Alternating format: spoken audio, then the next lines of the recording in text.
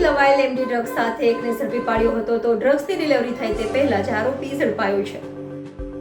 No drugs in Surat city અભિયાન ચલાવી રહેલી એસઓજીની ટીમે બાતમીના આધારે મુંબઈથી લવાયેલ એમડી ડ્રગ્સનો જથ્થો સુરતમાં સપ્લાય થાય તે પહેલા જ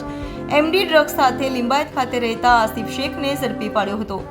અને તેની પાસેથી એમડી ડ્રગ્સ રોકડા રૂપિયા મોબાઈલ સહિત 36 લાખથી વધુની મત્તા કબજે કરી કાયદેસરની કાર્યવાહી હાથ ધરી હતી. ગઈકાલે રાત્રે એસઓજીની ટીમને એક માહિતી હતી કે આસિફ અબ્દુલ રસીદ શેખ કે જે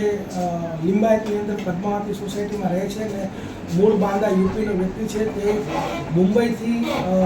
એમડીનો ડ્રગ્સ લાવી અને છૂટક વેચાણ કરે છે. તો ટીમ જ્યારે વોચમાં હતી એ દરમિયાન આસિફ શેખ છે જે અડાજણ પોલીસ સ્ટેશન એરિયામાં સ્ટાર બજારથી એલપી સવાણી રોડ પર જતા ક્રોમા સેન્ટર આવેલું છે તેની સામે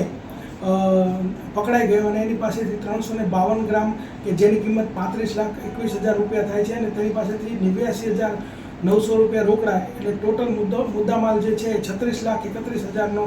એ ઝડપી અને એસઓજીની ટીમે કાયદેસરની કાર્યવાહી કરેલ છે. એમડી કઈ જગ્યાથી લાવ્યા હતા અને કઈ જગ્યાએ વેચાણ કરતા? એમડી જે એને પ્રારંભિક પૂછપરછ કરી તો એ એમડી મુંબઈમાં સાયણ વિસ્તારની અંદર યોગેશ ઇંગલે કરીને જે વ્યક્તિ છે એની પાસેથી એ લાવતો હતો અને આ માલ પણ એની પાસેથી લાવેલો હતો.